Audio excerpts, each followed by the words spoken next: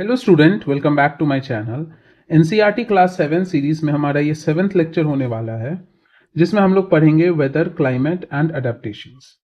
मतलब क्या है कि वेदर और क्लाइमेट को पहले समझेंगे, दोनों का मतलब क्या है, क्या दोनों सेम ही चीज होता है, एक ही चीज को हम दो अलग नाम से जानते हैं या फिर अलग होता है। अगर अलग होता है तो क्या डिफरेंसेस है उसको देखेंगे।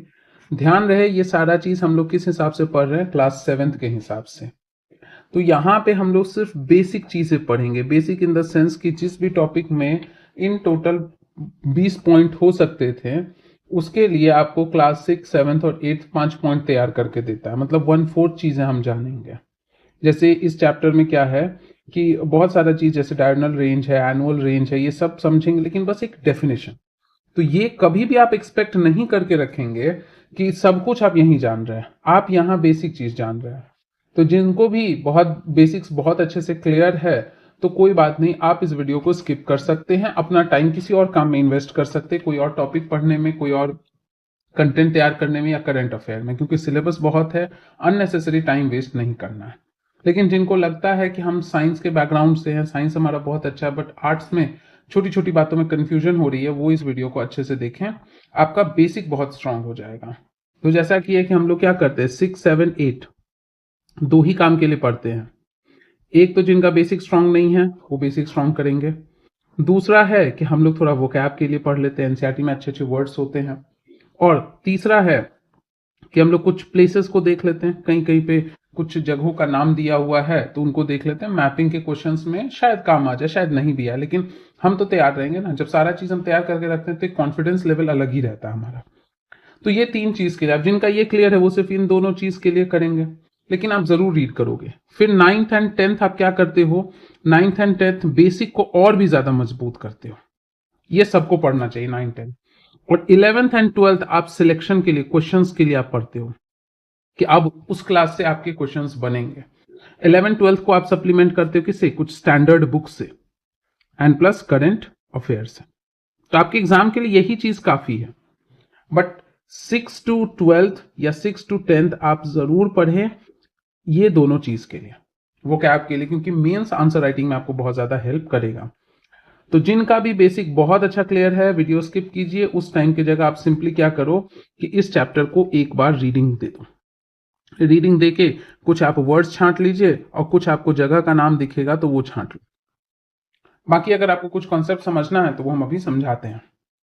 तो चलिए हमारे चैप्टर शुरू करते हैं, बहुत बेसिक से एडवांस तक जाते हैं, जो भी क्लास 7 के हिसाब से है, क्योंकि सिंस हम लोग क्लास वाइज एनसीईआरटी कर रहे हैं तो उसी हिसाब से करते हैं। जब स्टैंडर्ड बुक्स पे आएंगे तो एक ही जगह सारे कॉन्सेप्ट्स को हम लोग डील कर लेंगे, तब उसमें कुछ भी नहीं हमारा छूटेगा। तो देखिए सबसे पहला यहाँ पे टॉपिक क्या है, वेदर। वेदर का मतलब होता है ना, जो डेली बेसिस पे आप महसूस करते हो। वेदर और क्लाइमेट, सबसे पहला चीज जान लो, सबसे पहला पॉइंट यहां पे आप लिख लो कि weather and climate are different things.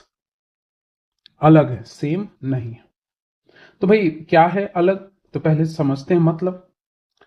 तो देखिए क्या होता है ना कि जब हम वेदर की बात करें तो वेदर, आप डेली लेवल पे जो चीजें देख रहे हो वो है वेदर। जैसे आपने कह दिया आज बहुत धूप है, कल उतना धूप नहीं था। या फिर आपने कह दिया कि आज बूंदाबांदी हो रही, हल्की बारिश हो रही है, कल बहुत ज्यादा बारिश हुई थी। या आपने ये कह दिया कि आज सुबह में तो धूप बहुत था बट दोपहर आते आते बारिश होने लगा। तो इसका मतलब है कि आप जो है दिन प्रतिदिन के होने वाले क्विक चेंजेस की बात कर रहे हो, that is called as weather. तो मतलब है यहां पे अगर आपसे पूछा जाए तो पहला पॉइंट आप यही कहोगे कि डे टू डे चेंजेस, दिन प्रतिदिन होने वाले जो चेंजेस हैं, किस में चेंज हो रहा है, एटमॉस्फेयर में। एटमॉस्फेयर मतलब जो हमारे आसपास वायुमंडल है उसमें, क्योंकि पानी तो जो हाइड्रोस्फीयर जैसा है वैसा ही रहेगा। वो क्या है, सर्कुलेटिंग वे में है। बस ये हो सकता है कि हमारे एक्टिविटी से उसको हम खत्म कर सकते हैं, हम अपनी नेचुरली, अगर हम सिंस देखिए अभी ये चैप्टर का हम नेचर का चीज समझ रहे हैं।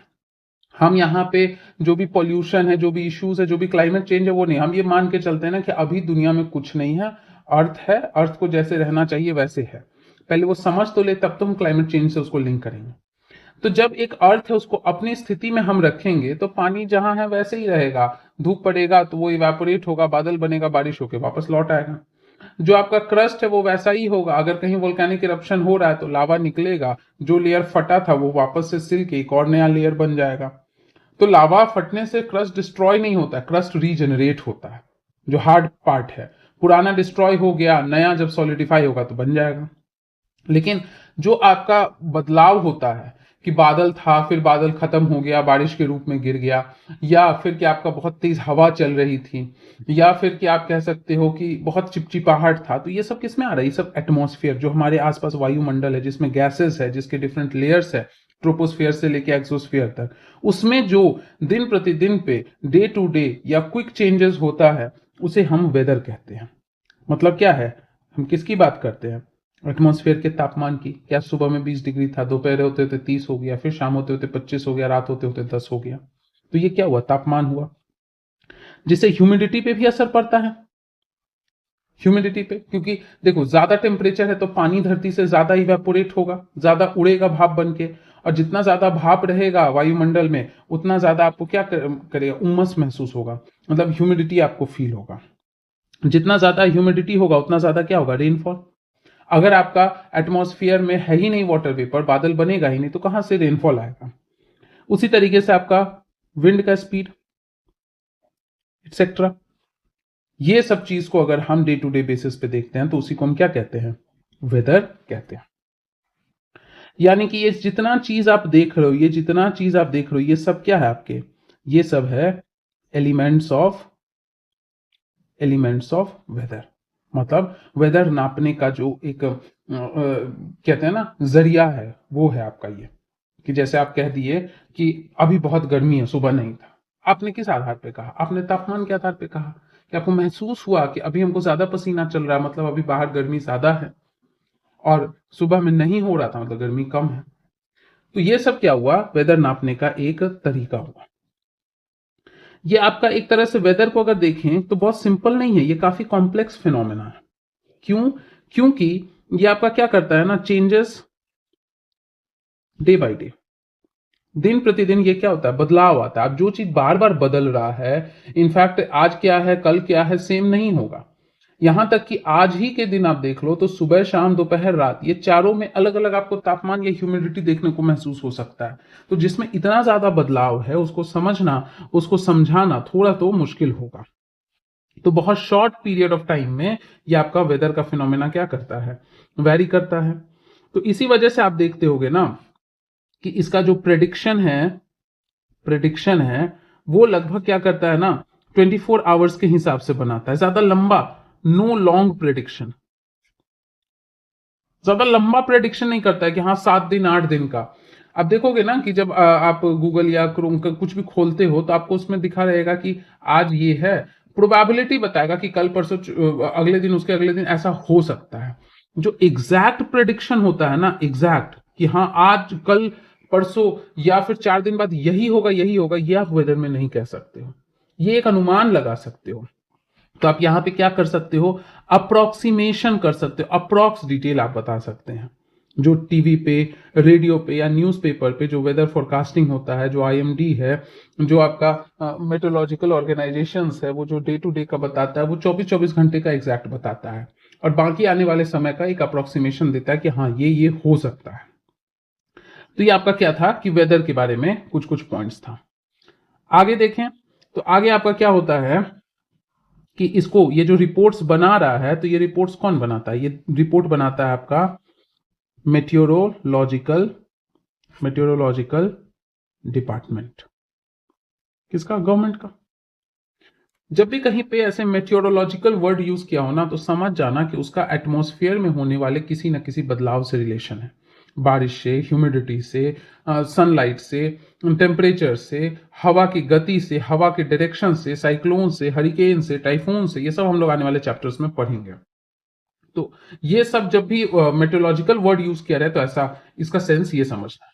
अगर कभी हाइड्रोलॉजिकल वर्ड यूज करें, यानी कि पानी में होने वाले जो बदलाव है, पानी वाले एरिया में, नदी में, समुद्र में, कि जैसे सुनामी आ गया, या फिर कि आपका वेव्स चल रहा है, करंट चल रहा है, टाइड्स हो रहा है, तो ये आपका हाइड्रोलॉजिकल फिनोमेना होता है। उसी तरह से वायुमंडल में है तो एटमॉस्फेरिकल फिनोमेना है, जिसको आप मेटेरोलॉजिकल भी कहते हो। जब आपका पत्थर वगैरह से, क्रस्ट से रिलेटेड है, अर्थ के सॉलिड पार्ट से, तो उसको जियोलॉजिकल फिनोमेना कहते हैं। तो इस तरह से कुछ कुछ वर्ड्स जो है हमें जानने चाहिए। अब कैसे मेजर करते हैं, कुछ एग्जांपल ले लो। जैसे मान लो विंड वेन है, विंड वेन है, तो ये क्या करता है, विंड के डायरेक्शन को बताता है, विंड के डायरेक्शन को बताता है। एकदम साथ में नोट्स बनाएंगे, पीपीटी बना के बताना मेरे लिए सबसे आसान काम है, लेकिन अगर आप साथ में नहीं लिखोगे मेरे साथ, तो आपका जो वोकैब का जो पकड़ है ना, वो सिर्फ दिमाग में ही रहेगा, पेपर पे नहीं छपेगा। या फिर कि मान लो क्या है, रेन गॉज है, रेन गॉज है, इससे हम लोग क्या करते हैं, रेनफॉल, कितना रेनफॉल हुआ, जो हम लोग देखते हैं ना वेदर में या फोरकास्टिंग में, कि आज जो ये पिछले 10 दिन में 100 मिलीमीटर बारिश हुआ है, 110 मिलीमीटर बारिश हुआ है, या साल भर का किसी एरिया का एवरेज 2000 मिलीमीटर है, तो वो किससे पता चलता है, तो वो आपका पता चलता है रेन गॉज। एक सिलिंड्रिकल डिवाइस होता है जिसमें कि फनल जैसा कुछ लगा होता है, उसको बाहर छोड़ दिया जाता है, बारिश होता है तो वो कलेक्ट होता रहता है, उससे आपको अंदाजा लग जाता है लेवल का। इसके साथ साथ क्या है, एनीमोमीटर, आपने सुना होगा। तो एनीमोमीटर क्या करता है, तो विंड के स्पीड को बताता है, कितनी गति से चल रहा है, नॉर्थ से आ रहा है, वेस्ट से आ रहा है, ईस्ट से आ रहा है, साउथ से आ रहा है, नॉर्थ ईस्ट से, नॉर्थ वेस्ट से, साउथ ईस्ट से, साउथ वेस्ट से, ये तो आपको विंड वेन बताएगा। लेकिन जो आपका कितनी गति से, 30 किलोमीटर प्रति घंटे से है, 20 से है, 40 से है, 50 से है, ये आपको कौन बताएगा, एनीमोमीटर बताता है। वैसे ही आपका ह्यूमिडिटी के लिए हाइग्रोमीटर होता है। तो अलग अलग डिवाइस के मदद से हम लोग क्या करते हैं कि वेदर के एलिमेंट्स को मेजर करके कंक्लूजन निकालते हैं। या फिर मान लो एक और चीज ले लेते हैं, सबसे सिंपल, जो पिछले चैप्टर में भी पढ़े थे, थर्मोमीटर। थर्मोमीटर से हम क्या मेजर करते हैं, टेम्परेचर। हाइग्रोमीटर से ह्यूमिडिटी मेजर करते हैं। इसमें भी टेम्परेचर में अगर हम लोग देखें, टेम्परेचर में तो दिन भर का हम एक मिनिमम टेम्परेचर निकालते हैं और एक मैक्सिमम। यूजुअली आप देखोगे ना कि मिनिमम टेम्परेचर कब आता है, नाइट में या फिर मॉर्निंग में। एकदम कितना भी गर्मी का सीजन हो, अगर आप जून मई का भी महीना है, फिर भी आप सुबह उठते हैं 4 बजे 3 बजे, तो आपको अच्छा महसूस होता है, लगता है हल्का हल्का ठंडा हवा चल रहा है। लेकिन जैसे जैसे दिन ढलता है बहुत ज्यादा गर्मी महसूस होता है, फिर शाम और रात होते होते फिर लगेगा कि ठीक है चलो कंफर्टेबल है, एक फैन से भी काम चल सकता है। तो वैसे यहाँ पे मैक्सिमम टेम्परेचर की बात करें तो मैक्सिमम टेम्परेचर क्या होता है, जनरली आपका दोपहर के टाइम में होता है, आफ्टरनून, खासकर कि 12 से 3 बजे के बीच में काफी ज्यादा आपको क्या है कि गर्मी महसूस होगा। उसका सिंपल सा कारण है, क्योंकि शाम के वक्त सूरज ढल चुका है। Sun is the ultimate source of heat and light. Reason बता देते हैं आपको इसका, इस चीज का रीजन अगर आपसे पूछ दे तो हम जानते हैं कि sun is the ultimate source of heat and light. अब आप जानते हो कि सन जो है, सन आपका क्या होता है, सनसेट हो जाता है कब, इवनिंग में, एंड सनराइज होता है मॉर्निंग में। तो इस वजह से आप देखो कि between sunset and sunrise temperature आपका कम रहता है, क्योंकि हीट का जो सोर्स है वो भी है ही नहीं, अर्थ के सामने निकला ही नहीं है। तो आपको गर्मी क्या होगा, महसूस कम। आप गैस जब ऑफ कर रहे हो तो गैस के ऊपर हाथ रखो, आपको गर्म नहीं लगेगा। तो वैसे ही सन ऑफ है, नहीं अभी निकला है, तो आपको गर्मी नहीं महसूस होगा। लेकिन आपका क्या होगा कि आफ्टर सनराइज, जब धूप निकल गया है, तो धीरे धीरे टेम्परेचर जो है, temperature increases gradually, and by noon ये आपका टेम्परेचर काफी ज्यादा हो जाता है। इसी वजह से आफ्टरनून में आपको गर्मी महसूस क्या होता है, सबसे ज्यादा होता है। तो ये चीज आपको आना चाहिए। तो इसी वजह से आपसे कहा जाता है कि जो हमारा अर्थ है उसके लिए अल्टीमेट सोर्स कौन है, तो आप कहोगे सन। लेकिन जैसे जैसे हायर क्लास में जाएंगे ना, तो एक एक्सेप्शन जोड़ेंगे कि जो आपका बहुत डीप सी में रहता है, हाइड्रोथर्मल वेंट्स में, मतलब जो बहुत ट्रेंच वगैरह जो बना रहता है ना, खाई जो बना रहता है, तो उसके लिए सन डायरेक्टली हीट का सोर्स नहीं होता है। बाकी जितना भी सतह पे या सतह से थोड़ा नीचे तक भी, सबके लिए सन ही अल्टीमेट सोर्स है। सन का लाइट जो है अर्थ पे आता है, तो आप जब भी जानते हो किसी भी सरफेस पे, कोई भी सरफेस है, अर्थ का लेयर है, एटमॉस्फेयर है, या कोई टेबल है, कोई कुर्सी, कोई भी सतह है, अगर आपका सन का लाइट क्या हो रहा है, इस पे पड़ रहा है, तो इसका 3 ही फेट होगा। या तो कुछ हिस्सा वो सरफेस सोख लेगा तो गर्म हो जाएगा, या तो कुछ हिस्सा वो वापस से रिफ्लेक्ट कर देगा, या तो कोई भी रियलिटी में दुनिया में क्या है, अर्थ पे मौजूद कोई ऐसा सतह नहीं है जो एकदम 100% एब्जॉर्ब या 100% रिफ्लेक्ट करता है। हम अज्यूम कर लेते हैं कि एक परफेक्ट व्हाइट जो सरफेस है ना, वो ऑलमोस्ट आपका रिफ्लेक्ट कर देता है, लेकिन एक ना एक यूनिट होता है जो कि वो हल्का सा भी एब्जॉर्ब करता है। तो परफेक्ट रिफ्लेक्शन और एब्जॉर्प्शन हमारे अर्थ पे नहीं होता। हाँ, बियॉन्ड आप जाओ, अर्थ, यूनिवर्स में ब्लैक होल एंड ऑल, इन सब का कंसेप्ट देखो तो ऐसा होता है। अब कुछ होता है जो खुद से ट्रांसमिट करता है, बहुत होता है, कोई सतह बहुत ज्यादा ट्रांसमिट करता है तो उसको आप ट्रांसपेरेंट कह देते हो, जो 6 क्लास में हम लोग पढ़े भी हैं। जो होता है कि हल्का हल्का करता है तो ट्रांसलूसेंट। अब बहुत नेग्लिजिबल, मैक्सिमम जो है वो एब्जॉर्ब भी कर लेता है या रिफ्लेक्ट कर देता है, जाने नहीं देता है, जिस वजह से उसके आर पार आप नहीं देख सकते, तो उसको ओपेक कहते हैं। तो कोई भी चीज किसी भी जगह पे क्या है कि अगर तुम सन का लाइट या ट्यूब का लाइट, कुछ भी चीज, कोई लाइट अगर तुम उस पर दे रहे हो तो उसका 3 ही नतीजा होगा, थोड़ा या ज्यादा वो एब्जॉर्ब करेगा, थोड़ा या ज्यादा रिफ्लेक्ट करेगा, और थोड़ा या ज्यादा ट्रांसमिट करेगा। ये 3 चीज होता है किसी भी सतह पे, इसलिए 100% आप एब्जॉर्ब या 100% रिफ्लेक्ट नहीं कह सकते। तो ये तो था क्या, वेदर का। क्लास 7th के हिसाब से हमने वेदर को समझा कि हाँ, डे टू डे का जो आपका छोटे छोटे पैरामीटर्स में जो बदलाव आता है, जिसको कुछ कुछ इंस्ट्रूमेंट की मदद से मेजर करते हैं, उसी को हम क्या कहते हैं, वेदर कहते हैं। क्यों आपका सुबह शाम को टेम्परेचर कम रहता है, दोपहर को ज्यादा होता है, ये भी हम समझ लिए। अब थोड़ा सा हम लोग जानते हैं किसके बारे में, क्लाइमेट के बारे में। तो देखो, क्लाइमेट क्या होता है, जिसको ऐसे समझ सकते हो कि जो आप अपना क्या करते हो, डेली जो काम कर रहे हो, डेली आपका एक काम है। और दूसरा है कि वो आप अपने पूरे साल का एक जो है काम का रूटीन बनाते हो कि इस साल में हमको ये करना है, कि इस साल में हमको ये गाड़ी खरीदना है। ये आपका पूरा साल का रूटीन है। या ऐसे आपने कह दिया कि हमको आने वाले 15 साल में कुछ इस तरह से अपने आप को काम करना है कि हम अपने लिए एक अच्छा जॉब, एक अच्छा घर और एक अच्छा गाड़ी खरीद सके। तो ये आपका क्या, लॉन्ग टर्म प्लान है। लेकिन एक होता है कि हमको इस हफ्ता में ये करना है, इस दिन में क्या सुबह उठे हमको ऑफिस का ये टास्क है, ये आज हमको रात तक कंप्लीट करना है। तो एक बार शॉर्ट ड्यूरेशन। तो वेदर शॉर्ट ड्यूरेशन है, क्लाइमेट लॉन्ग ड्यूरेशन है। तो क्लाइमेट होता है क्या आपका, average weather pattern over long time. Long time क्या होता है ना, यूजुअली क्या है, कहीं 25 साल लिखा होगा, ठीक है, कहीं 35 ईयर्स कि 35 साल का, या कहीं पे 25 साल भी लिखा होता है ना, तो सही है। तो आपके ऑप्शन में कोई एक ही रहेगा, ऐसा नहीं कि 35-25 दोनों रहेगा। अगर दोनों रहे तो आप 35 मार्क करना, क्योंकि 35 आपके स्टैंडर्ड बुक्स में और हायर क्लास के एनसीईआरटी में लिखा है, 7th में शायद 25 ही लिखा है।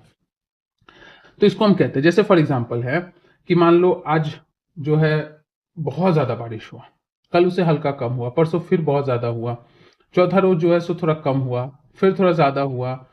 आज मान लो कि 30 डिग्री टेम्परेचर था, कल 32 है, परसों 34 है, उसके आगे वाले दिन में 28 डिग्री था, उसके आगे वाले में 25 था, फिर उसका 30 हो गया। तो ये डेली कुछ ना कुछ पॉइंट में भी कुछ ना कुछ चेंज आ रहा है। तो डेली का चेंज तो वेदर है, लेकिन सालों भर आपने देखा कि एक एवरेज आपका बना है 25 से 35 के बीच में टेम्परेचर रहता है। आपने जो है सालों दर साल देखा कि एक एवरेज रेनफॉल है कि आपका ज्यादा ही रहता है, मतलब है कि 400 मिलीमीटर से ज्यादा, 1000 मिलीमीटर से ज्यादा ही, मतलब बहुत ज्यादा ह्यूमिड टाइप का कंडीशन है। हाँ, ये हुआ कि कभी किसी दिन आपका हुआ ही नहीं, किसी दिन बहुत ज्यादा हुआ, किसी दिन उससे हल्का कम हुआ, किसी दिन उससे और हल्का कम हुआ, किसी दिन और ज्यादा हुआ। बट आपने जो है सो पूरे 1 साल, 2 साल, 3 साल देखते देखते 20, 25, 30 साल का आपने एवरेज निकाला, तो मोटा मोटी आपका रेनफॉल जो है हाइयर रेंज में ही आ रहा है, टेम्परेचर भी 25 से 35 के ही रेंज में आ रहा है। तो हम कहेंगे कि ऐसा क्लाइमेट आपका कहलाता है tropical climate, tropical rain forest type of climate, tropical monsoon climate. तो यहां पे होता क्या है ना, कि हम लोग क्या करते हैं कि जो भी है एवरेज, जो भी पैरामीटर है, पैरामीटर, उसका हम एक एवरेज लेते हैं। और एवरेज कैसा, लॉन्ग ड्यूरेशन का। कि पहले तो डेली डेली नोट करते करते हम मंथली निकाल लिए, कि सबसे पहले तो हम क्या करते हैं, मंथली निकाल लेते हैं कि आज है, कल है, परसों है, पूरे 30 दिन का निकाल लिए। तो 30 दिन का एवरेज आप जानते ही हो कि पहला, दूसरा, तीसरा, चौथा लेके 30वें दिन तक का पूरा जोड़ दो और 30 से डिवाइड कर दो, तो मंथली निकला। फिर मंथली के बाद आप क्या करते हो, ईयरली निकाल लेते हो। और फिर इसी को आप क्या करते हो कि आप 25 से 35 साल का एक एवरेज लेके आप कहते हो कि ये यहाँ का क्लाइमेट कंडीशन है।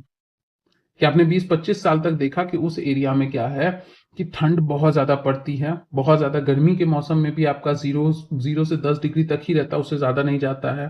काफ़ी स्नोफॉल होता है, बहुत सूखा रहता है, बारिश उतना नहीं होता, बड़े बड़े पेड़ नहीं है, छोटा छोटा मॉस और लाइकेन है। आपका जो जानवर भी है उसके शरीर पे बहुत फैट है, बहुत फर है, जो आपका उसका पंजा बहुत चौड़ा है, कान वान बहुत बड़ा नहीं है ताकि हीट का लॉस ना हो सके। तो हम कहते हैं कि चलो डे टू डे तो आपका कुछ ना कुछ टेम्परेचर कम ज़्यादा हो रहा था, ह्यूमिडिटी कम ज़्यादा हो रहा था, बट लॉन्ग टर्म में ये जो क्लाइमेट है ये आपका बहुत ठंडे पोलर एरिया की तरह रिजेंबल करता है, तो हम कहेंगे कि वो पोलर टाइप का क्लाइमेट है। तो यही जो एवरेज होता है इसको हम लोग कहते हैं क्या है, पोलर टाइप ऑफ क्लाइमेट। अब यहां पे देखो क्या है कि बहुत सारे एग्जाम्पल्स अगर ले लो तो बहुत सारा एग्जाम्पल होता है, जैसे कुछ क्लाइमेट होता है हॉट एंड ह्यूमिड टाइप का क्लाइमेट, कुछ क्लाइमेट होता है हॉट एंड ड्राई टाइप का, कुछ क्लाइमेट होता है हॉट एंड माइल्ड टाइप का। इसको टेक्निकली हायर क्लासेस में पढ़ते हैं, जैसे ट्रॉपिकल मरीन, ट्रॉपिकल मॉनसून, फिर ट्रॉपिकल रेन फॉरेस्ट टाइप, फिर हम लोग डेजर्ट, सवाना, सूडान, लॉरेंशियन, तो British type of climate, China type of climate, Natal type of climate, Siberian type of climate, polar type, बहुत सारे पढ़ेंगे। अभी बच्चे की क्लास में तो हम लोग सिंपल सिंपल सा शब्द समझते हैं। फिर आपका हो सकता है कि कुछ वार्म एंड ह्यूमिड टाइप का क्लाइमेट हो, गर्मी कम हो लेकिन ह्यूमिडिटी ठीक ठाक हो, या फिर आप समझ सकते हो हल्का गर्मी है और सूखा टाइप का है, बहुत ज्यादा गर्मी नहीं है लेकिन सूखा है, या फिर वार्म एंड माइल्ड टाइप का कि बहुत ज्यादा सूखा भी नहीं, बहुत ज्यादा ह्यूमिडिटी भी नहीं है, या फिर आपका कूल टाइप का क्लाइमेट है, या फिर आपका बहुत ज्यादा कोल्ड टाइप का क्लाइमेट है।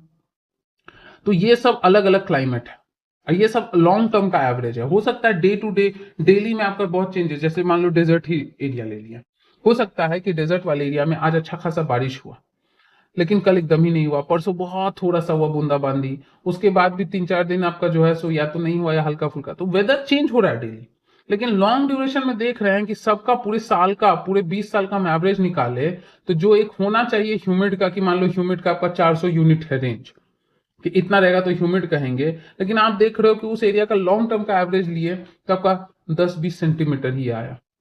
तो उसका मतलब ये कैसे क्लाइमेट में जाएगा, ड्राई क्लाइमेट में जाएगा। तो अलग अलग आता है। अब अगर आप बात करो एक्सट्रीम्स ऑफ क्लाइमेट की, एक्सट्रीम्स, एक्सट्रीम्स कहने का मतलब है कि ठंडा और गर्म। तो या तो कोई क्लाइमेट बहुत ज्यादा ठंडा होगा और कोई क्लाइमेट आपका क्या होगा, बहुत ज्यादा कोल्ड। इसी बीच में ढेर सारा आपको क्लाइमेट देखने को मिलता है। हॉट से धीरे धीरे वार्म, कूल और कोल्ड की तरफ बढ़ते हैं, या कोल्ड से कूल, वार्म और हॉट की तरफ बढ़ते हैं। या तो आपका कोई क्लाइमेट बहुत ही ह्यूमिड होगा, मतलब एटमॉस्फेयर में काफी जो है वेपर रहेगा, उमस रहेगा, या बिल्कुल एकदम क्या होगा, ड्राई होगा। इसी बीच में आपका रेंज करता है कि ह्यूमिड है, लेस ह्यूमिड है, वेरी लेस ह्यूमिड है, ड्राई है, वेरी लेस ड्राई है, या फिर एकदम बहुत ज्यादा ड्राई है। तो इसी बीच में अलग अलग तरह के क्लाइमेट आपकी रेंज करते हैं। एग्जाम्पल के साथ भी हम लोग ले लेते हैं, कुछ क्लाइमेट ले लेते हैं। जैसे फॉर एग्जाम्पल है कि अगर हमसे हॉट एंड ह्यूमिड का टाइप ले लें, ये आपको देखने को मिलता है tropical rain forest type, tropical rain forest type. अब देखो, अब क्या है कि ज्योग्राफी के लेक्चर्स जाके आप देख लेना। अब ये साइंस का क्लास है इसीलिए हम बहुत ज़्यादा ज्योग्राफी में नहीं जाएंगे, तो आप ज्योग्राफी के लेक्चर्स 6 से लेके 10th क्लास तक अपलोडेड है। आप जाके देख लेना कि वो जो अर्थ है, अर्थ में किस हिस्से को ट्रॉपिकल कहते हैं, किसको टेम्परेट और किसको हम लोग फ्रिजिड जोन कहते हैं, क्यों कहते हैं, ये सारा पढ़ाया हुआ है। तो आप वहां से एक बार देख लीजिए। तो ट्रॉपिकल, ट्रॉपिकल इसीलिए कह रहे हैं क्योंकि वहां पे सनलाइट क्या है, काफी ज्यादा है। सनलाइट ज्यादा है इसका मतलब वहां पे इवेपोरेशन भी क्या होगा, ज्यादा होगा। ज्यादा इवेपोरेशन होगा मतलब वाटर वेपर ज्यादा बनेगा, यानी कि वहां पे क्लाउड का फॉर्मेशन भी क्या होगा, क्लाउड का फॉर्मेशन भी ज्यादा होगा।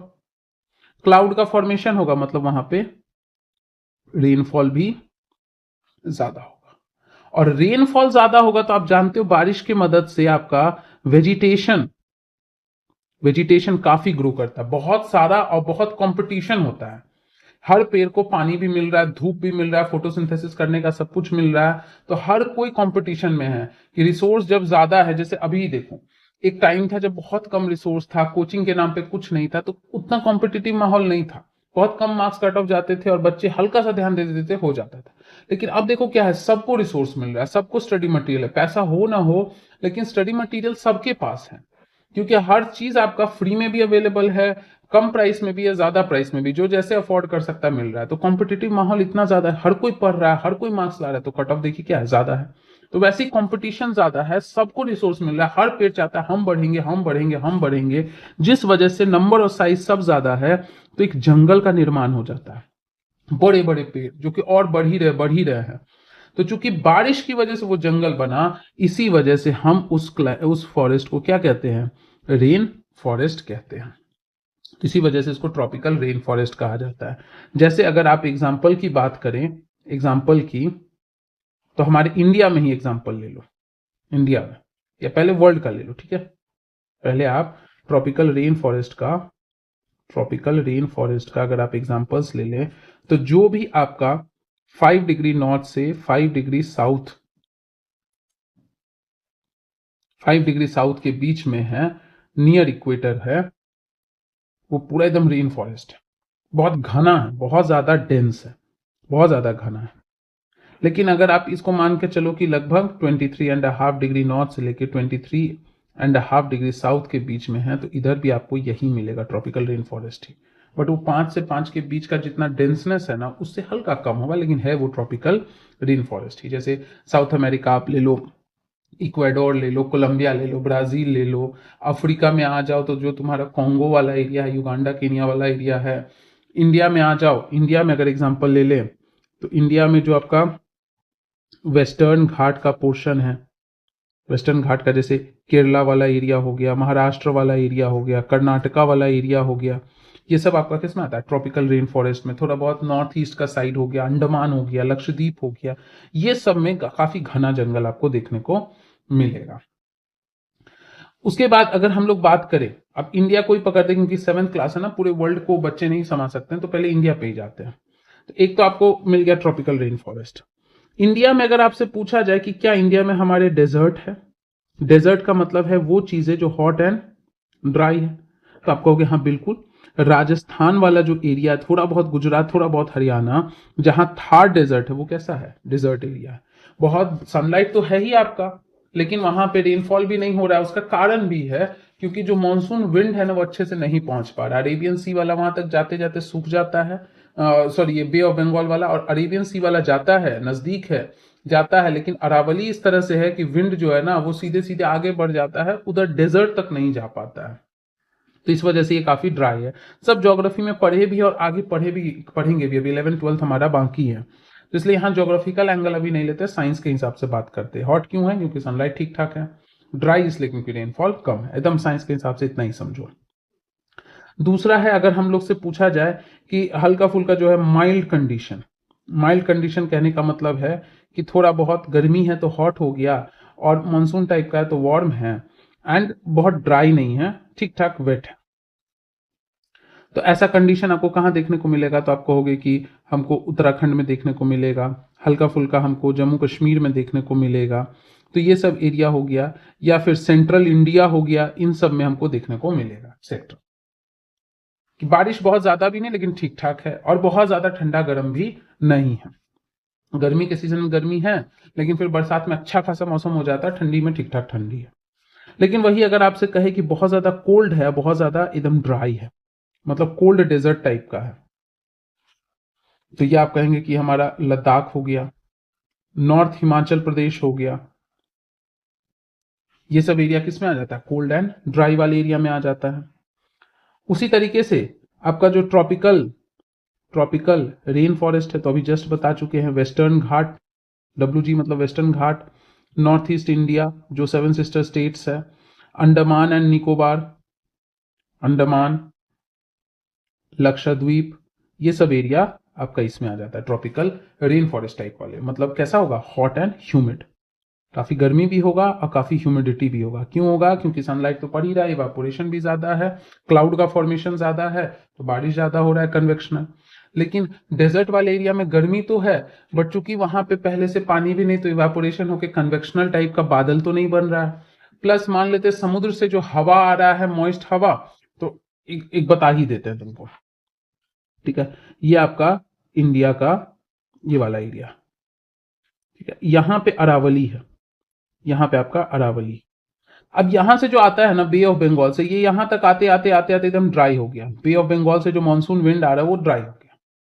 अरेबियन सी से जो एंटर कर रहा है ना, वो क्या हो रहा है ना कि ऐसे पैरेलली से चला जा रहा है, इसको ये बहुत कम, वेरी लेस क्रॉस कर पा रहा है। तो होता है ना कि पहाड़ से जो टकराता है हवा, कि पहाड़ से यहां से मान लो ऐसे आता और ऐसे टकराता, तो क्या होता है कि बारिश हो जाता है। लेकिन इधर से तो आ ही नहीं पा रहा, ऐसे जा रहा है, ऐसे जा रहा है, तो वो या तो उससे टकरा के इधर डिफ्लेक्ट हो जा रहा है या सीधे चल जा रहा है, बहुत हल्का क्रॉस कर रहा है। तो हर हाल में ये जब क्रॉस कर जाएगा तो जहां टकराए वहां बारिश हो जाएगा, क्रॉस होते होते सूख जाएगा। तो इसीलिए यहाँ बहुत बहुत कम बारिश होता है, इसीलिए ये एरिया जो है ना ड्राई है। इधर में पाकिस्तान के इधर में बलूचिस्तान आता है, चोलिस्तान आता है, और इधर में आपका थार डेजर्ट आ रहा है। ये सब काफी ज्यादा क्या है आपका ड्राई एरियाज है। तो ये एक सिंपल सा कारण है जो कि ज्योग्राफी में हम लोग पढ़े भी हैं। तो ये तो हो गया क्या कि क्लाइमेट है, क्लाइमेट के जो अलग अलग टाइप्स हैं, जो एक्सट्रीम्स है, उसको हम लोग देख लिए। मतलब अभी तक हम क्या समझे, अभी तक हमसे पूछा जाए तो हमने समझा कि वेदर का क्या मतलब है, हम समझे कि क्लाइमेट का क्या मतलब है, प्लस हम समझे कि डिफरेंसेस क्या क्या है। इसके साथ साथ एक इंपॉर्टेंट नोट करके पॉइंट, दो पॉइंट आप जान लो। पहला चीज आप ये जान लीजिए कि अगर आपसे पूछ ले डायूर्नल, डायूर्नल कभी भी लिखा हो ना तो डेली समझना, डेली डायूर्नल रेंज ऑफ टेम्परेचर क्या होता है, रेंज पूछ रहा है। तो रेंज का मतलब क्या होता है कि एक आपका जो है ना एक दायरा डिसाइड करो। जैसे आप कहते हैं मेरा क्या रेंज ऑफ वर्किंग है, तो मेरा ये हो सकता है कि जब हम बहुत थके हो, मेरा शरीर बिल्कुल भी नहीं काम कर रहा हो, तो हम शायद 10 मिनट ही काम कर सकते हैं। लेकिन जब हम बहुत एक्टिव करते हैं तो मेरा मैक्सिमम पोटेंशियल है कि हम 10 घंटा तक काम कर सकते हैं। तो मेरा रेंज क्या है, मेरे शरीर की शक्ति है 10 मिनट से लेकर 10 घंटा तक हम इतना काम कर सकते हैं। तो सिमिलरली यहां पे भी इसका मतलब क्या होता है कि difference between highest and lowest temperature over 24 our period, 24 घंटे में किस समय सबसे कम था। मान लो कि बहुत सुबह उठे, वो 10 डिग्री टेम्परेचर था, दोपहर होते होते 42 हो गया। तो 10 और 42 के बीच में जो आपका 32 डिग्री का जो रेंज आ रहा है, कि 10 डिग्री से लेके एग्जाम्पल के तौर पे 42 डिग्री सेल्सियस तक का, यही जो रेंज है ये डायurnal रेंज कहलाए 24 घंटे के अंतराल में। उसी तरह से जब डेली का है तो आपसे साल का भी पूछ सकता है, एनुअल जब भी पूछे तो आप कहना इसका मतलब होता है yearly, annual range of temperature. ये क्या है, तो ये आपका है वही साल भर का जो सबसे ठंडा महीना था, कि मान लो जनवरी का महीना आपका सबसे ठंड था, -5 था, और जून का महीना सबसे गर्म था, 42 था। तो -5 से 42 के बीच का जो रेंज है वो एनुअल रेंज है। तो difference between highest and lowest average monthly temperature of a given area over a year, उसको कहेंगे एनुअल रेंज। क्योंकि देखो डेली डेली टेम्परेचर आपका फ्लक्चुएट कर रहा है, कि जनवरी में मान लो क्या है, एक दिन -10 था, एक दिन -9, एक दिन -2, एक दिन 0 है, एक दिन -5 है। ऐसे करते करते आप 30 दिन का जो है आपने जोड़ लिया, जोड़ने के बाद आप 30 से डिवाइड कर दिया, तो एवरेज आया कि पूरे महीने भर का एवरेज -5 था। वैसे ही जून का आप देखिए, एक दिन 48 है, एक दिन 47, एक दिन 42, एक दिन 40, एक दिन 39, एक दिन 45 है। आप एवरेज निकाले 30 दिन का तो आपको मिला कि 40। तो ये जो -5 और 40 के बीच में पूरे साल का जो महीना है, उसमें सबसे ठंडा महीना जनवरी था जिसका एवरेज -5 था, सबसे गर्म जून था जिसका एवरेज 40 था।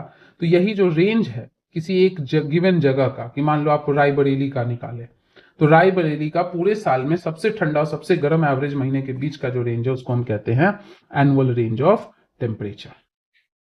तो जब हम ये समझ गए कि वेदर क्या है, क्लाइमेट क्या है, क्या टाइप के क्लाइमेट्स हैं, सभी टाइप नहीं पढ़े हैं हम, आपको एक मोटा मोटी एग्जांपल बताएं कि हाँ क्लाइमेट होता क्या। आप इतना जान लो कि आप सिर्फ होता क्या समझे हो, आप गर्म ठंडा वार्म और ह्यूमिड का मतलब आप इतना समझे हो, ज्यादा आपने क्लाइमेट के बारे में आपने नहीं समझा। तो अब जब मौसम है तो मौसम के अनुसार हम लोग खुद को ढालते हैं, जिसको हम लोग कहते हैं क्या है, अडेप्टेशन। अडेप्टेशन मतलब ढालना। तो अडेप्टेशन का अगर आपसे मतलब पूछा जाए तो आप कहोगे कि to adjust in a particular climatic condition.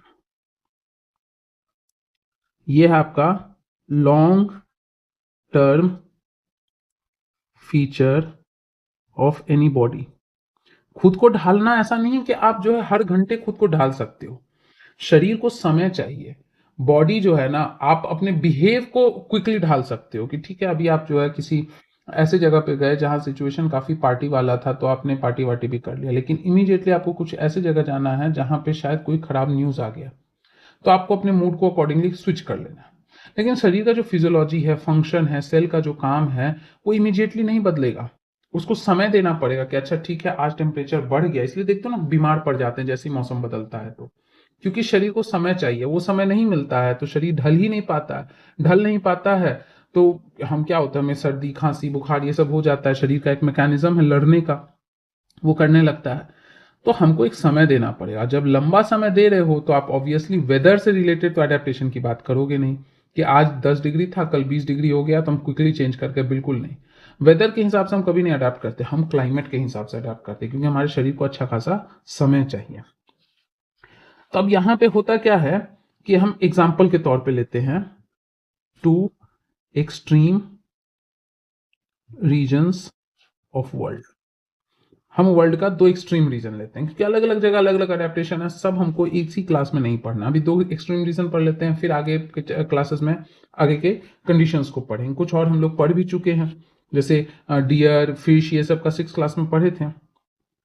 तो एक्सट्रीम रीजन का मतलब क्या हुआ, एक ले लेते हैं एग्जाम्पल के तौर पे हम पोलर, जो सबसे ठंडा है, एकदम कोल्ड है, एकदम सूखा है, ड्राई है, बारिश कुछ खास नहीं हो रहा। तो अब यहाँ पे पोलर एरिया में आप जानते हो कि पोलर एरिया में ज्योग्राफी का लेक्चर जाके देख लेना, वहां हमको पता है कि 6 महीना तक 6 मंथ तक आपका सनसेट रहता है। 6 मंथ तक आप देखते हो सनराइज रहता है। मतलब गर्मी के सीजन में जो आपका 6 महीना साल का है, आपको धूप देखने को मिलेगा, उस हिसाब से शरीर को ढालना है। बाकी 6 महीना धूप निकलेगा ही नहीं, एकदम बर्फ पड़ेगा, टेम्परेचर -50 -40 चला जाएगा। तो ऐसा है, मतलब है कि अगर आप एवरेज टेम्परेचर ले रहे हो तो एवरेज टेम्परेचर पोलर एरिया में आपका हमेशा क्या होता है, बिलो 0 डिग्री रहता है। कहीं कहीं पे देखोगे कि आज पूरे साल भर का गर्मी ठंडा मिला के -20 -30 ऐसे दिया रहता है। इतना जान के रहो कि पूरे साल भर का ईयरली आपका एवरेज टेम्परेचर 0 से नीचे ही रहता है, मतलब काफी ठंडा है। अब पोलर का मतलब है कि हम किसकी बात कर रहे हैं, नॉर्थ एंड साउथ पोल की। मतलब जो अर्थ है ना, अर्थ का जो ये एक्सट्रीम है, ये जो एक्सट्रीम है इसकी बात करें, साउथ है ये नॉर्थ है। तो इतना ठंडा है, तो ऐसे में अडेप्ट करने के लिए कुछ तो मैकेनिज्म करना पड़ेगा। तो अडेप्ट करने के लिए क्या होता है कि आप देखते हो कि जो एनिमल्स है उसमें सबसे पहले तो थिक ब्लबर होता है। आपसे अगर पूछे ब्लबर क्या है, तो thick layer of fat below skin, चमड़ी के नीचे जो चर्बी का, फैट का मोटा परत होता है वो होता है। क्योंकि फैट आपका क्या है, इंसुलेटर है, तो बॉडी के हीट को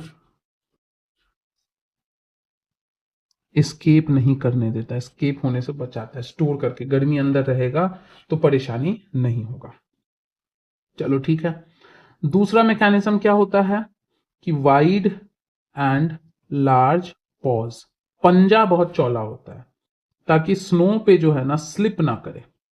अब देखते हो कि अगर आपने आप हिल स्टेशन गए होगे अगर घूमने, और स्नो वाले एरिया पे या बर्फ जहां जमा वहां आप चलोगे ना, तो ऐसा लगे आप फिसल रहे हो।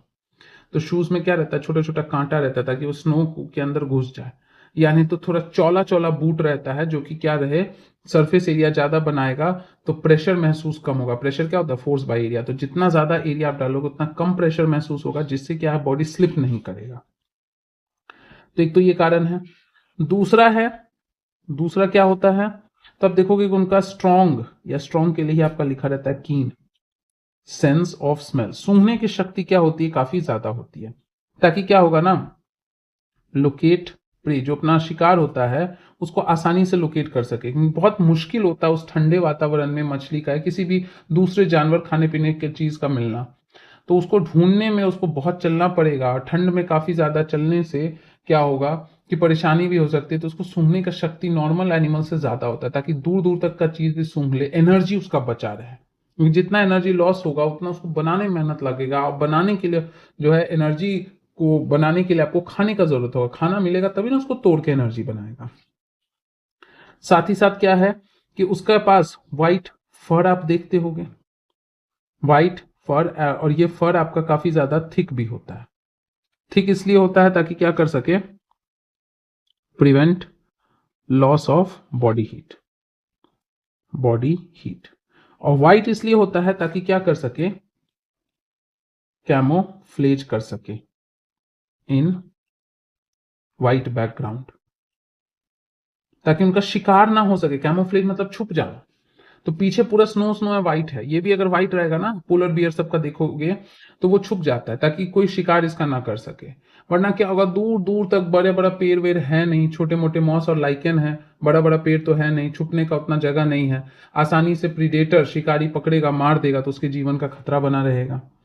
इसके साथ साथ आप देखते होंगे कि आपको यहाँ पे मतलब एग्जाम्पल के तौर पे आप ले सकते हो ना, पोलर बियर हो गया, स्लॉथ बियर हो गया, पेंगुइन हो गया, इन सबको as an example polar areas में आप लिख सकते हैं।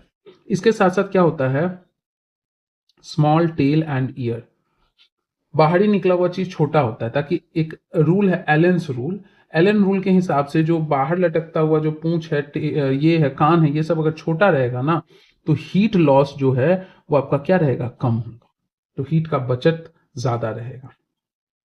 एग्जाम्पल में अगर एनिमल्स का ले लो तो एग्जाम्पल में आप अंटार्कटिका एरिया में चले जाओ तो पेंगुइन्स मिलेगा, नॉर्थ एरिया में आर्कटिक एरिया में स्लॉथ मिलेगा, या फिर पोलर बियर्स मिलेगा। ये सब एनिमल्स आपको एज एन एग्जाम्पल मिल जाएगा। तो ये सब क्या है, पोलर एरियाज में आपको देखने को मिल सकता है। इसके अलावा कुछ और अडेप्टेशन अगर आप देखो तो जनरली क्या रहता है, ग्रुप्स में रहता है। तो ग्रुप्स में या कह सकते हैं इसको दे हडल टुगेदर, साथ साथ रहता है, समूह में रहता है, ताकि एक दूसरे को क्या कर सके, वार्म रख सके। जैसे देखते हो ठंडे के दिन में हम लोग जो नानी घर जाते थे तो सारे कजन्स वगैरह ठंडे के दिन में मिले तो एक ही जगह सब घुस घुस के सो जाते थे, ताकि क्या होना कि हम लोग के बॉडी का जो हीट है या हम CO2 छोड़ते हैं उससे गर्माहट मेंटेन रहे। इसके साथ साथ आप देखोगे कि जो भी स्विमर्स होता है, स्विमर्स के लिए तो ये तो आप जानते ही हो कि मछली जैसा नाव की तरह स्ट्रीमलाइंड बॉडी होता है, एंड साथ ही साथ बत्तख के जैसा जो जालीदार वेब्ड फीट होता है वो आपको देखने को मिलेगा। तो ये सब आपका कंडीशन हो गया। एग्जाम्पल में आप लिख लो पेंगुइन, स्लॉथ बियर, या फिर आप जो रेन डियर्स होता है, देखो डियर जैसा लेकिन सिंग काफी ज्यादा ब्रांच होता है, व्हेल हो गया, सील हो गया, बर्ड्स हो गया, ये सब हो गया। एक और फिनोमिना आपको देखने को मिलता है पोलर एरियाज के एनिमल्स में, वो फिनोमिना है माइग्रेशन का। कि कभी कभी ठंडी इतनी बढ़ जाती है, जैसे साइबेरिया वगैरह में, साइबेरियन क्रेन वगैरह है, इतना ज्यादा ठंडा बढ़ गया ना कि वहां रहना ही मुश्किल है, तो वो वहां से हजारों मील का यात्रा तय करके कुछ कंफर्टेबल एरिया में चला जाता है, कुछ टाइम रहता है, फिर लगता है कि उसके एरिया में इन्वायरमेंट नॉर्मल हो गया होगा तो वापस अपने घर को लौट जाता है। तो यहाँ पे होता क्या है, मूवमेंट फ्रॉम हार्श मतलब काफी खराब कंडीशन है, to habitable area, and when situation gets normalized then move back to its original habitat। बहुत सारा मछली है, व्हेल्स है, या फिर क्लास 12 के भी एनसीईआरटी में आप देखोगे सबसे क्लासिकल एग्जांपल आप देखते हो साइबेरियन क्रेन, नाम से ही लग रहा है रशिया के साइबेरिया, नॉर्थ रशिया से, साइबेरिया से ठंडी में ये माइग्रेट करके आपका इंडिया पाकिस्तान आता है। स्पेशली जो आपका भरतपुर बर्ड सैंक्चुरी है, उन सब एरिया में आपको विंटर सीजन में ये काफी देखने को मिलेगा। तो ये एक फिनोमेना हो गया आपका, क्या फिनोमेना हो गया, माइग्रेशन का। तो ये तो हो गया, मतलब आप यहाँ पे ऐसा नहीं है कि सब कुछ जान रहे हो, आप यहाँ पे तरीका सीख रहे हो कि आप कैसे कैसे अडेप्टेशन को अंजाम दे सकते हो। कि आपको पता है कि बाहर का एनवायरनमेंट यही रहने वाला, आप बाहर के ज्योग्राफी को नहीं बदल सकते हो, तो खुद के शरीर में क्या बदलाव ला सकते हो। ये आपने नोटिस भी किया होगा कि जैसे क्या होता है, ठंडा का मौसम आता है, ठंडा का मौसम आता है तो जब आप नहाते हो या ठंडे में जाते हो, हवा ठंड हवा लगती है तो आप कांपने लगते हो, शिवर करने लगते हो। तो आपने वातावरण को तो नहीं चेंज किया, लेकिन खुद में क्या बदलाव लाया कि आप शिवर जब करोगे, थरथराओगे, तो मसल वर्क करेगा, तो शरीर में हीट प्रोड्यूस होगा, तो आपको नॉर्मल लगेगा। तो वह उसी चीज को हम लोग कहते हैं कि अडेप्टेशन करना, कि बाहर नहीं बदल सको तो खुद को ही कुछ इस तरह से ढाल लो कि उस वातावरण में रह सकते हो। दूसरा आपका एक्सट्रीम एरिया है जिसको हम लोग कहते हैं ट्रॉपिकल रेन फॉरेस्ट। इन सब के एग्जाम्पल से हम तरीका सीखते हैं कि हम कैसे अडेप्टेशन को समझ सकते हैं। तो अब ट्रॉपिकल रेन फॉरेस्ट है तो आप जानते हो कि बाहर का एरिया क्या है, हॉट एंड ह्यूमिड है, मतलब बारिश भी बहुत हो रहा है, बादल भी बहुत बन रहा है और गर्मी भी बहुत है। टेम्परेचर भी ज्यादा है, बारिश भी ज्यादा है, टेम्परेचर भी आपका लगभग 15 से 40 के बीच में ही चलता रहता है, ढेर सारा बारिश भी हो रहा है। तो इस वजह से आपका क्या है कि यहाँ पे वेजिटेशन का ग्रोथ काफी ज्यादा है। अभी यही सब सेम चैप्टर जब हायर क्लास में पढ़ेंगे ना, तो हायर क्लास में ये सारा चीज नहीं बताएंगे, इससे आगे का चीज बताएंगे। हम बताएंगे कि चूंकि मिट्टी का परत नहीं है ठंडे एरिया में, पोलर एरियाज में बर्फ है, तो इस वजह से क्या है, बड़े बड़े पेड़ नहीं सरवाइव कर सकते, उसका रूट सफोकेट होकर मर जाएगा, पानी नहीं मिल रहा है। तो आप वहां देखोगे छोटे छोटे मॉस, लाइकेन, ये सब देखने को मिलता है, उसी को खा पी के अपना जीवन यापन करता है वहां का एनिमल भी आपको बहुत ज्यादा क्या है, क्विक रनर्स आपको नहीं देखने को मिले, क्योंकि शरीर में फैट बहुत ज्यादा है। फैट इसलिए ताकि गर्मी को स्टोर करके रख सके। तो वेजिटेशन का ग्रोथ ज्यादा है, बहुत ज्यादा है, बताए थे ना। क्यों ज्यादा है, क्योंकि आप जानते हो कि सनलाइट भी ज्यादा है तो फोटोसिंथेसिस ज्यादा होगा, अब प्लस वाटर भी ज्यादा है, रेनफॉल भी ज्यादा है, तो पानी भी, मतलब फोटोसिंथेसिस के लिए एकदम सही अनुकूल कंडीशन है। तो वेजिटेशन का ग्रोथ ज्यादा है, मतलब इन सब के होने की वजह से आपस में क्या है, कंपटीशन बहुत ज्यादा है। कंपटीशन अगर बहुत ज्यादा है तो ग्रोथ काफी ज्यादा हो रहा है। इसी वजह से आप देखोगे कि यहाँ पे काफी घना जंगल देखने को मिलता है। और जब पेड़ पौधा ज्यादा है तो ऑब्वियसली पेड़ पौधा ज्यादा है तो उसको खाने वाला, जिसको हम शाकाहारी कहते हैं, हार्बीवोर्स, उसकी संख्या भी ज्यादा होगी क्योंकि पेड़ ज्यादा है। और जब हार्बीवोर्स ज्यादा है तो हार्बीवोर्स को खाने वाले की संख्या भी क्या होगी, काफी ज्यादा होगी, कार्निवोर्स भी। मतलब इन टोटल अगर आप देखो तो एनिमल्स का भी जनसंख्या क्या है, काफी ज्यादा है ट्रॉपिकल रेन फॉरेस्ट में। सबके बीच में क्या है, कंपटीशन है। पेड़ को सही हालात मिल रहा है तो पेड़ भी खूब तेजी से हम बढ़ेंगे ऐसा चल रहा है। पेड़ पौधा चूंकि ज्यादा है तो जानवरों में भी कंपटीशन है कि हम ये खाएंगे, हमको ये खाना है, हम बढ़ेंगे, मेरा रिप्रोडक्टिव रेट ज्यादा होगा, मेरे प्रोजेनीज ज्यादा आएंगे। तो सबके बीच में क्या है, आपका एक कंपटीशन है। अब नेक्स्ट चीज आता है कि जब पेड़, यहाँ पे जो पेड़ है इसका हाइट बहुत ज्यादा है, तो जब पेड़ बहुत ज्यादा है, बड़े बड़े हाइट के हैं, तब जनरली यहां पे देखोगे ना कि जो एनिमल्स होता है ना, एनिमल्स ये आपका आर्बोरियल होता है, मतलब पेड़ पे रहने वाला, लिविंग ऑन ट्रीज। जैसे चिंपैंजी हो गया, मंकीज हो गया, एप्स हो गया, ये सब हो गया। एग्जाम्पल के तौर पे आप ले लो मंकीज। मंकीज में आप देखते हो लंबा लंबा टेल होता है और काफी क्विक जंपिंग करता है, हाथों से पेड़ को काफी पकड़ता है। लायन, टेल्ड,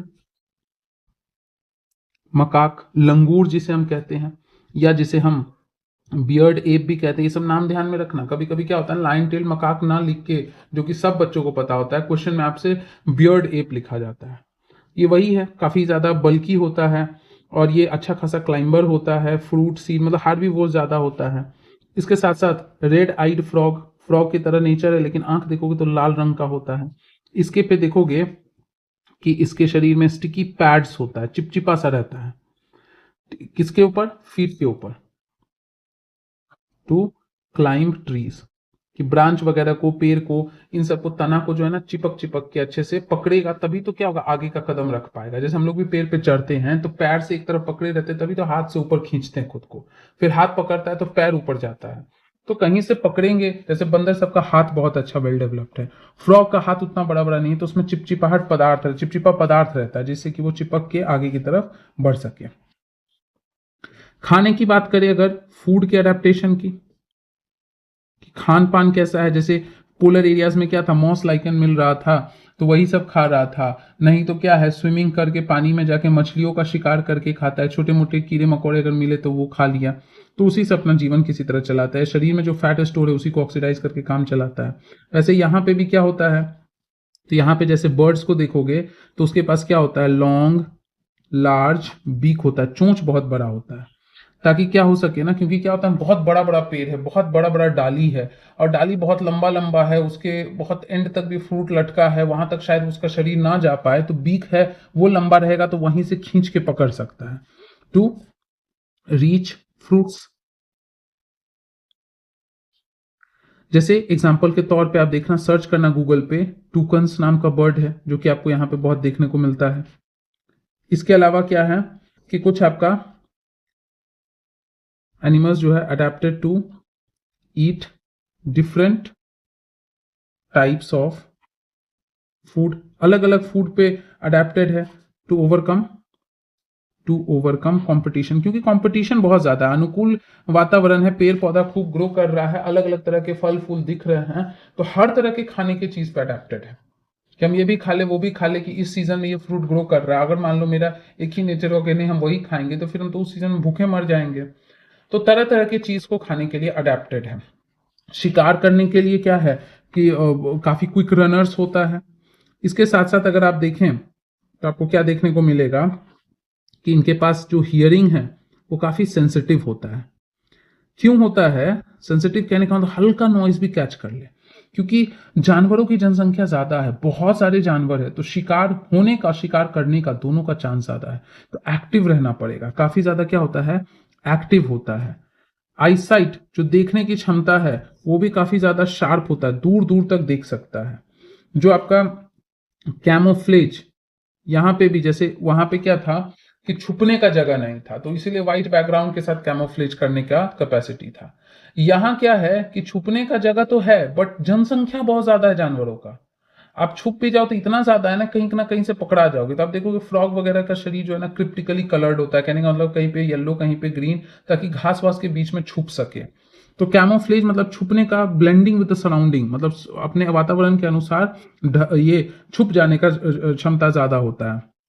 स्किन थोड़ा मोटा होता है, ध्यान रखना हम फैट नहीं बोले स्किन बोल रहे हैं, ताकि क्या हो ना कि जैसे प्रीडेटर वगैरह अटैक भी करता है तो चमड़ी के अंदर भेद के नुकसान जो पहुंचाएगा तब तक में वो दौड़ के भाग सकता है, और मोटा चमड़ी रहेगा तो ज्यादा नुकसान भी नहीं होगा। तो इस वजह से स्किन भी क्या होता है काफी ज्यादा थिक होता है।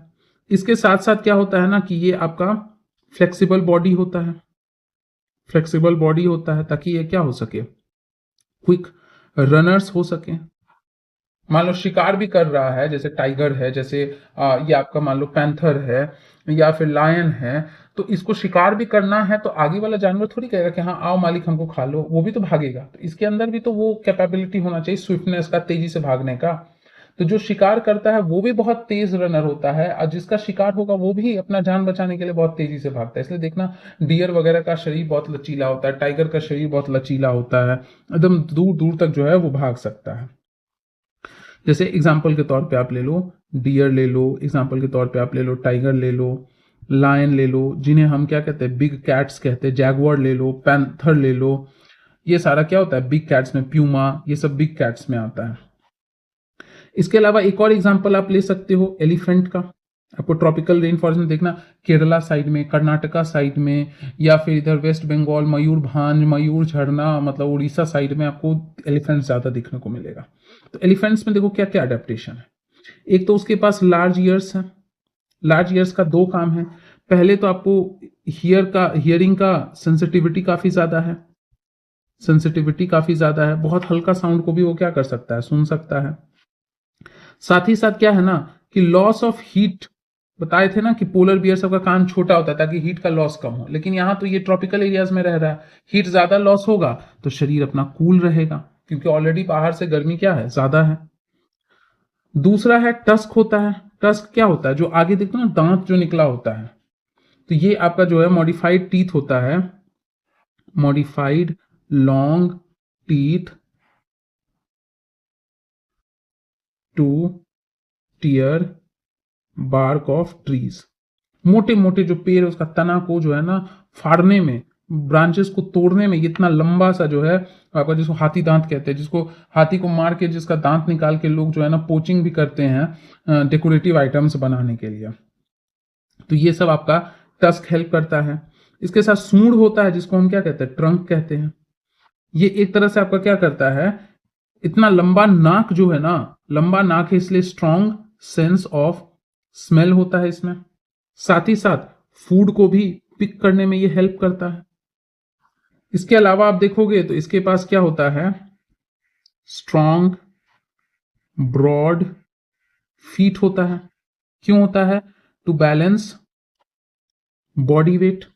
शरीर का वजन बहुत ज्यादा होता है तो उसको बैलेंस करने के लिए मोटा मोटा चौड़ा पैड होता है। एंड साथ ही साथ क्या होता है ना कि जो चौड़ा है तो उससे क्या होगा ना, प्रेशर फील कम होगा, क्योंकि आप जानते हो ना प्रेशर क्या होता है, फोर्स बाय एरिया।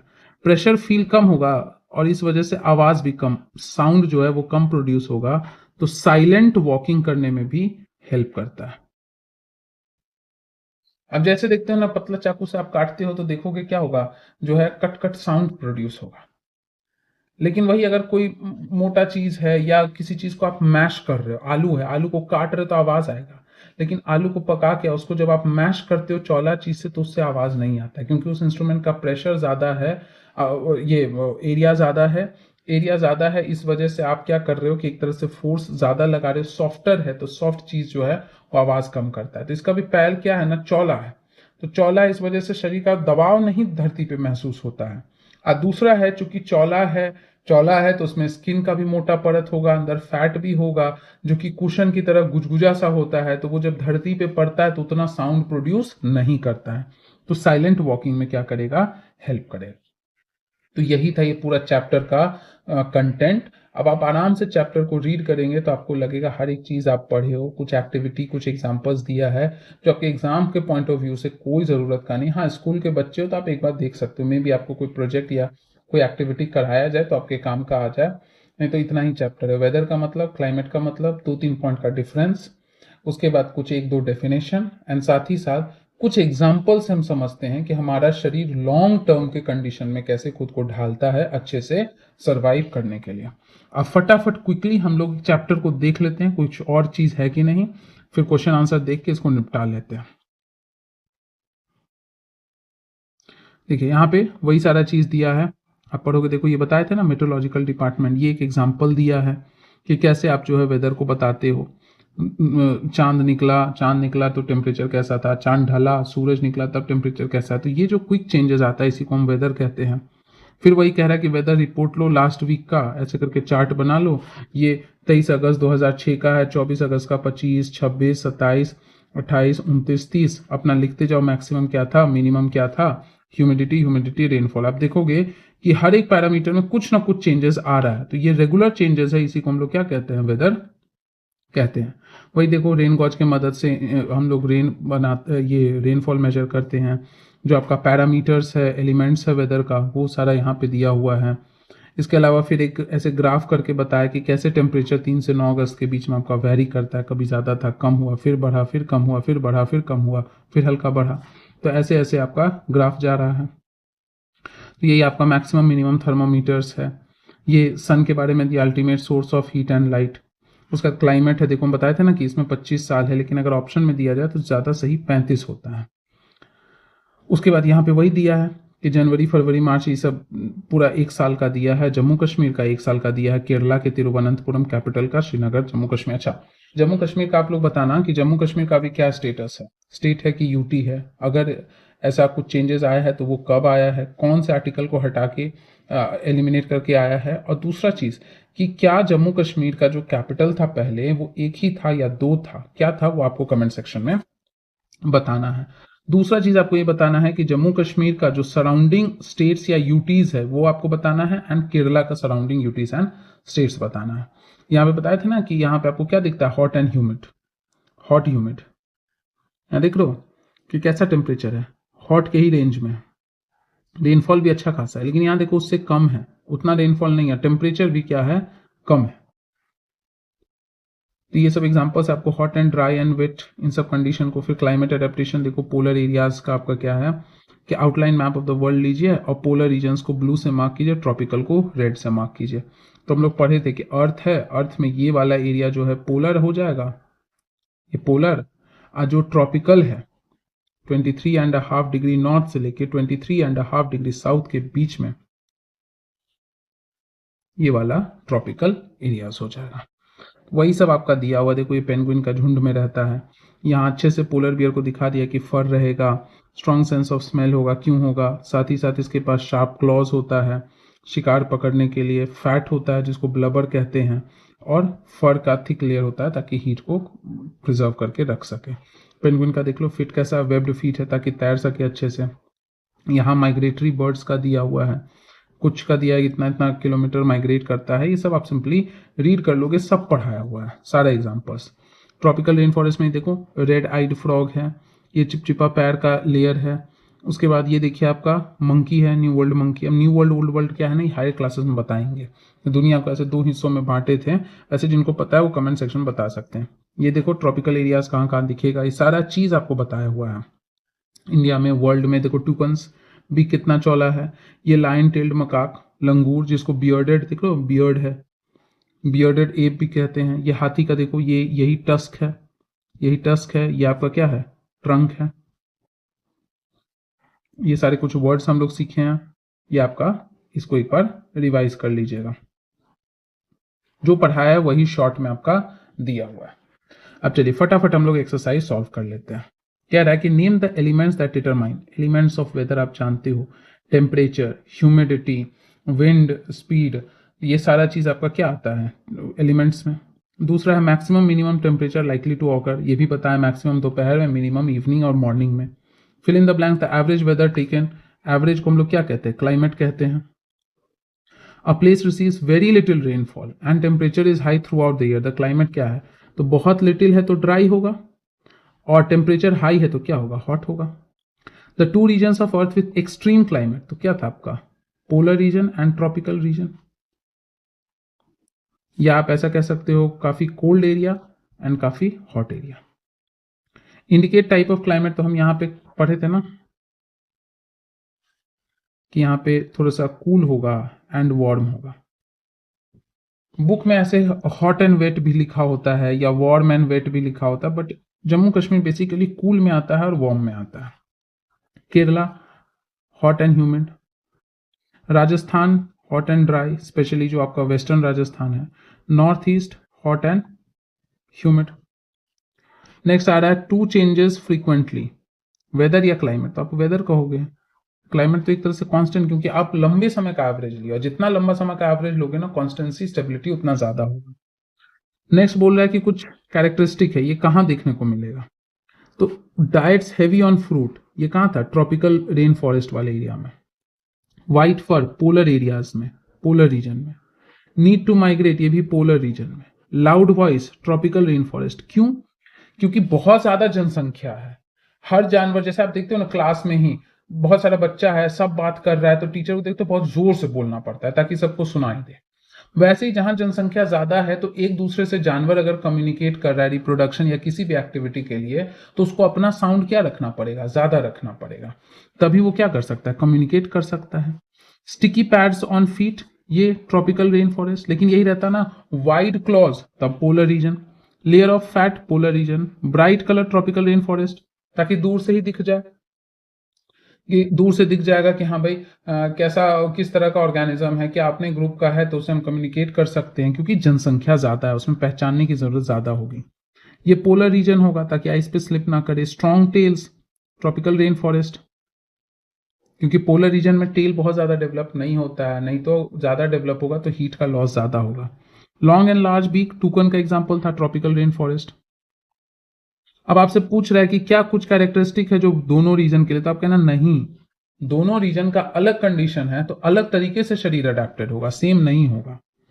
नेक्स्ट कह रहा है the tropical rain forest has large population, इसका एक्सप्लेनेशन आपको शुरू में ही दिए थे और बाद में भी दिए थे कि ट्रॉपिकल एरिया में सनलाइट भी ज्यादा है और रेनफॉल भी, जिस वजह से फोटोसिंथेसिस ज्यादा होगा तो प्लांट का प्रोडक्टिविटी ज्यादा होगा, प्लांट ज्यादा होगा तो हार्बीवोर ज्यादा होगा, हार्बीवोर ज्यादा होगा तो कार्निवोर ज्यादा होगा। क्योंकि अगर पेड़ को खाने वाला नहीं ऑर्गेनिज्म होगा तो वो ज्यादा रह के भी जब कोई नहीं खाएगा तो बढ़ता जाएगा, तो अपने ही कंपटीशन से एक दूसरे जगह का क्राइसिस होने लगेगा ना, जगह लिमिटेड है और वो बढ़ ही रहा है, उसको कोई खा नहीं रहा है, तो एक दूसरे को फिर दबाना शुरू करेगा, जो एफिशिएंट होगा वो बढ़ेगा, जो नहीं होगा उसको मार दिया जाएगा। मार दिया जाएगा इन द सेंस कि जो एफिशिएंट है वो सारा खाना पीना रिसोर्स खुद ही यूज कर लेगा, दूसरे को मिलेगा ही नहीं, तो वो एलिमिनेट हो जाएगा। Explain with examples why we find animals of certain kind living in particular climatic condition for adaptation, इसी को इलैबोरेट कर लेना। Animals need to survive in a particular condition because they have the capacity to adapt in accordance to that area, like example के तौर पे polar और tropical का example दे देना। हाउ डू एलिफेंट, ये लास्ट में बताए ही हैं ऑलरेडी, आपका बता चुके हैं। ट्रंक, फीट, ईयर्स और इसका दे देना एग्जाम्पल टस्क का। टस्क से पेड़ के तना को फाड़ता है तो उसको खाना मिलेगा। जो आपका चौला पैर है, फैट और स्किन मोटा है जिससे कि आपका साउंड नहीं उतना प्रोड्यूस होता है, कुशन की तरह है, और साथ ही साथ शरीर का वेट भी बैलेंस रहता है। ट्रंक से सूंघने में और खाना उठाने में मदद मिलता है, और कान, लंबा कान से हीट का लॉस होता है तो कूलिंग इफेक्ट देता है।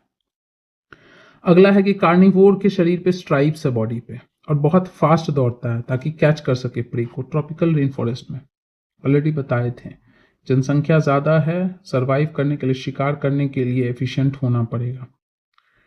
विच feature adapt polar bears to live extremely? तो बहुत कोल्ड कंडीशन है तो सबसे पहले तो देखो एलिमिनेट करते जाओ। यहां पे थिन स्किन नहीं होगा क्योंकि फैट होता है तो वो थिक होता है। लॉन्ग टेल नहीं होगा क्योंकि हीट का लॉस ज्यादा होगा, और जरूरी नहीं कि गिल्स फॉर रेस्पिरेशन हो ही, पोलर बियर में तो लंग्स होता है। तो ये सबसे परफेक्ट रीजन है। कीन बताए थे ना, strong sense of smell. Next है which option best describes a tropical region? Hot and humid, बारिश भी ज्यादा है और गर्मी भी ज्यादा है। बाकी ये तो स्कूल के बच्चों के लिए इंपॉर्टेंट है, एग्जाम के कॉम्पिटिटिव एग्जाम के लिए बिल्कुल भी जरूरी नहीं है, ये एक्टिविटीज या प्रोजेक्ट्स है। इसके अलावा डिड यू नो दिया हुआ है, रेन फॉरेस्ट का बात दिया है जो कि आगे भी पढ़ेंगे कि बहुत कम एरिया कवर करता है लेकिन इतना घना है कि हमें लगभग 20-25% जो ऑक्सीजन आता है रेन फॉरेस्ट से ही आता है, उसी से पूरा वर्ल्ड सर्वाइव करता है। जैसे अमेजोन रेन फॉरेस्ट, जैसे कॉन्गो का रेन फॉरेस्ट, जैसे थाईलैंड इंडोनेशिया साइड में जो रेन फॉरेस्ट है, ये सब हो गया। तो इसके साथ ये चैप्टर खत्म हुआ। जो क्वेश्चन पूछे जरूर कमेंट कीजिए, पसंद आया तो लाइक कीजिए, कोई सजेशन चाहिए तो कमेंट कीजिए, दोस्तों को शेयर कीजिए, और सब्सक्राइब नहीं किया तो सब्सक्राइब कर लीजिए। मिलते हैं अगले वीडियो में बाकी के टॉपिक्स के साथ। Thank you everybody.